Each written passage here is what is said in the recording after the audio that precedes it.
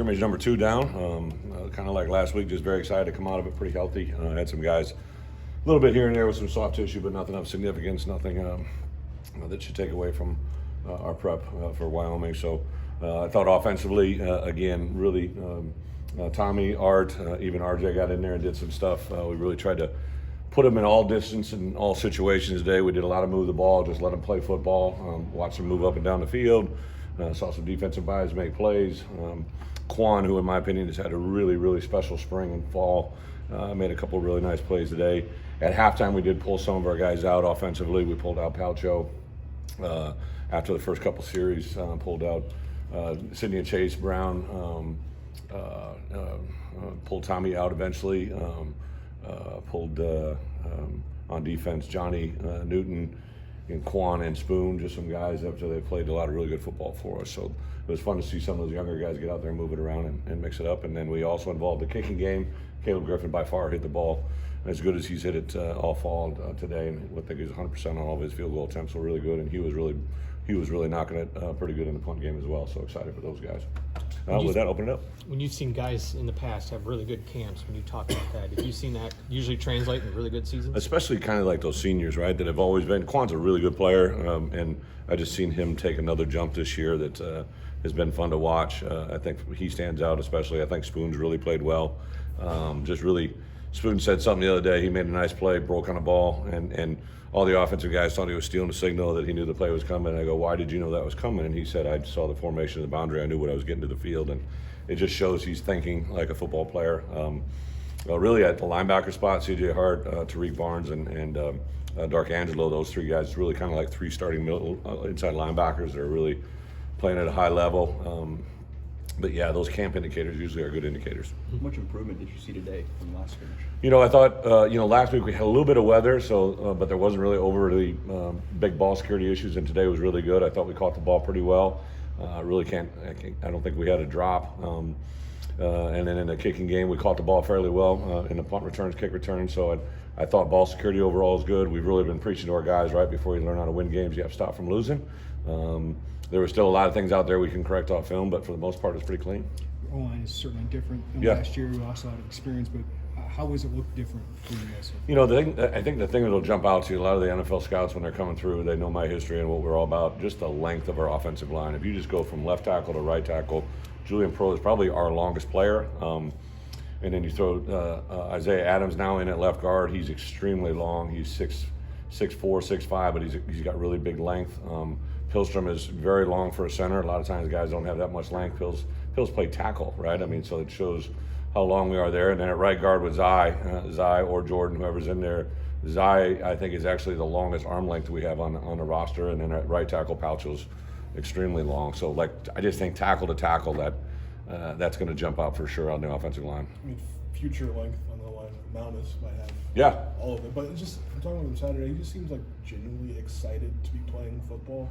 Palcho said he's kind of been a breath of fresh air. Oh, I go back to my first phone call with him. Like, you guys probably met him or talked to him for the first time. He's just got a big personality.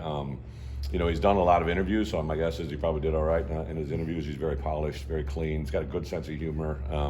But we're aware of these freshmen, whether they're coming, Aiden Lawfrey, who's right down the road at Gibson City, or Mountis, who came halfway around the world, right? Those freshmen hit a wall every year, right? Sometimes it happens in week 1. Sometimes it doesn't happen until the end of the semester in the spring.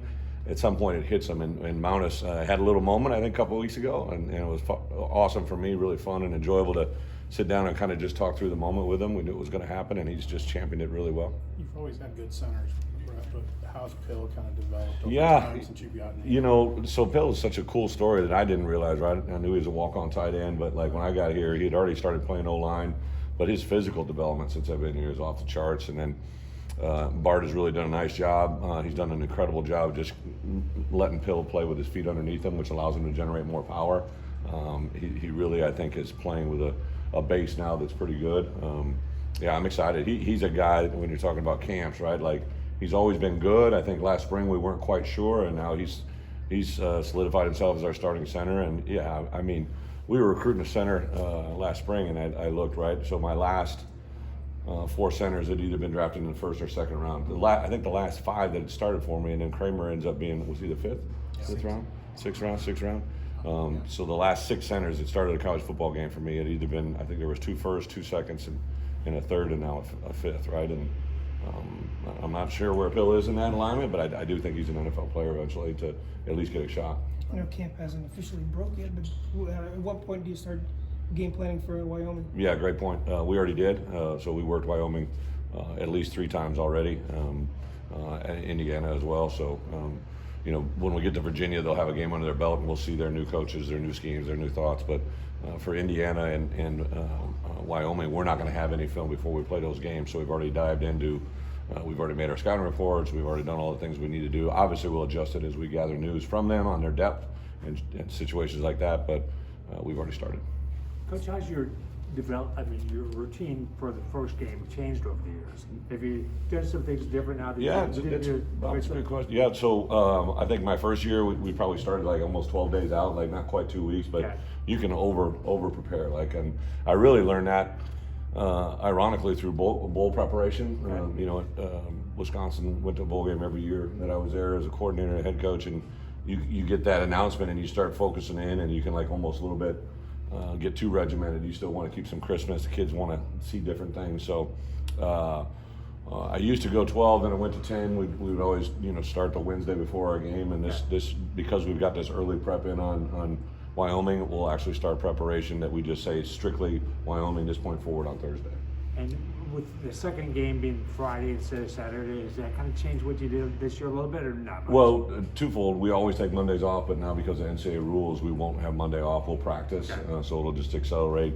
We'll come in, obviously, after Wyoming, watch that on Sunday morning, put it to bed, and then we'll come back in the evening, get a good Sunday jump on Indiana, but we've already done prep on them, so it's not like they're hearing it for the first time. And then the Monday will be a Tuesday, the Tuesday will be a Wednesday, the Wednesday will be a Thursday, and there you have it. Craig Bull's been around for a while. Do you have any history? I'm a huge fan of Coach Bull. I don't know when we met, when I was a young buck, back when he was actually at Nebraska, I believe, and just a tremendous coach. We've been on different committees together. He's I think a real football coach, right? Like one of those guys that it is what it is, and he's very, he's been giving to the game. He's very involved with the AFCA, our Football Coaches Association, so we've crossed the paths on different committees. I have a lot of respect for him. Just the way they played the game, no matter where he's been at, has always been solid, good, fundamental football, and it's fun to prepare. Barry told us after the first scrimmage he was not happy with the tempo, but everything that he was not happy with, he anticipated he would not be happy with. Did you get better from scrimmage 2 to from scrimmage 1? I think that's, any first scrimmage as a coordinator, you're probably never going to be happy with the operation, but there's definitely things that we just needed to work and get through. I think Barry's done a really good job of forecasting what we need to have ready for a game day and what we need to do in practice, with just the way for us to practice and to prepare for that moment, the way that sideline communications, the way it gets to the field, to the way we get corrections, everything improved. That was definitely a lot better improvement today. Cody Case said he was on his way to Laramie when you called him. Yeah. I know the storyline aside, why did you want him, and what has he brought to you? I was really looking for, somebody that could be in that capacity as a return guy, bring value at the wide receiver position. Jay Kaiser and Pat Hamilton came in my office. They were just smiling at what you got, right? Because the portal brings news every day, right? And they're like, well, we found this guy. He's got a lot of really good film. Kind of fits that role that you're talking about. And so I watched about 40 plays, did some background research, and I almost waited. I was going to call him the next day, and I'm like, you know what? I got 20 minutes here. Let me give me a break. And I called him, and he's literally driving. I go, where are you headed? He goes, I'm driving to Wyoming. And I'm like, oh, well, let's have a moment about this. So, it's one of those stories of the ages, but he's been a great addition.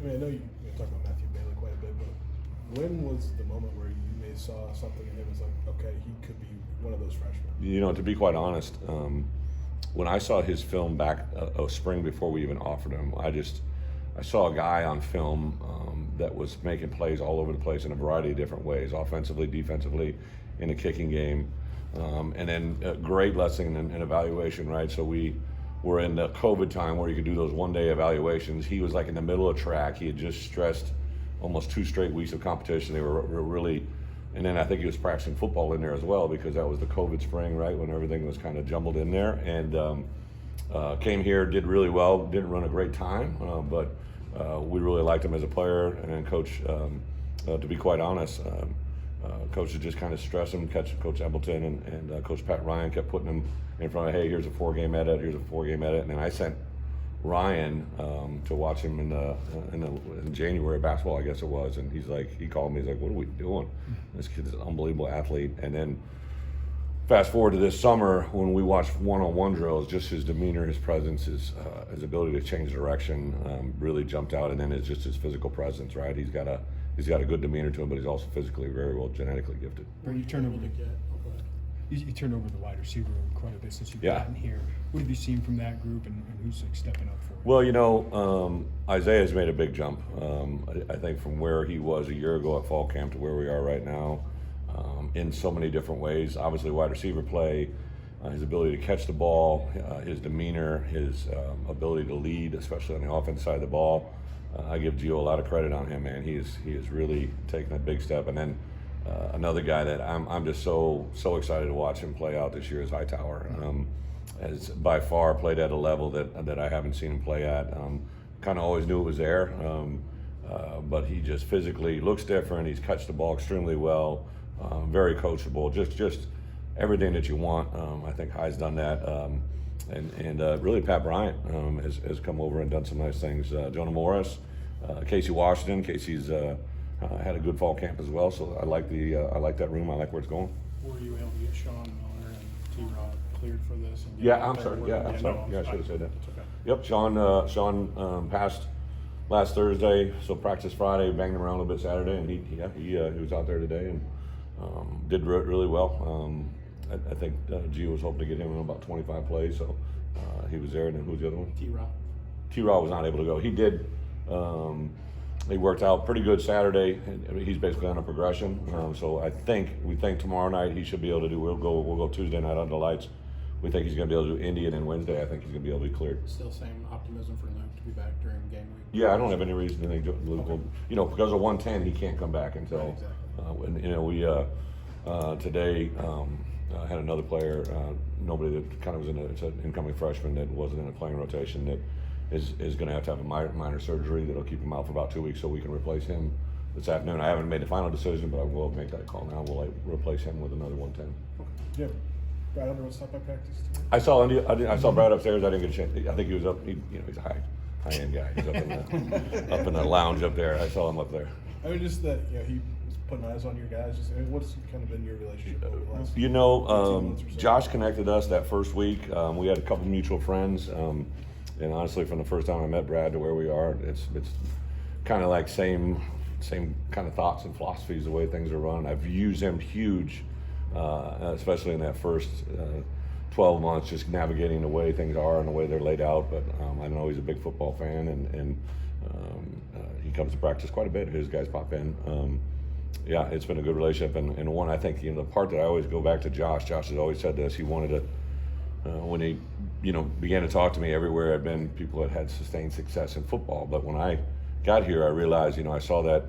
I remember Josh talking about that year, right, the COVID year, of how special it would have been in State Farm, and you just couldn't have those crowds. You guys obviously know that. I wouldn't have known that, right? But how awesome it was to have that year, but how special it would have been if it would have been at State Farm. And then to see the crowd there this year, the way they handled and reacted to things, especially that last game against Iowa at home, that was pretty special a moment, right? So he's set the standard of what I think we can do here in football, and we work together on it quite a bit. I know you've been coaching a long time, but this time of year, you still get that kind of buzz and that anticipation for the first game? Yeah, I think there's a certain level of today. We've been building to this thing, and I tell it, we started our goal process today. I had them list. I think they listed 19 goals, and then we'll come back on Thursday and shorten it down to probably 6.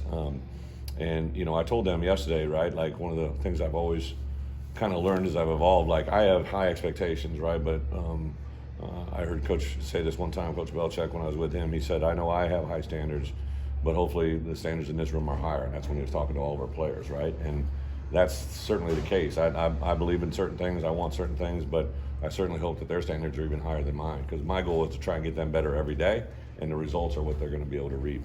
But I'm excited where this group is, and it's been a lot of fun.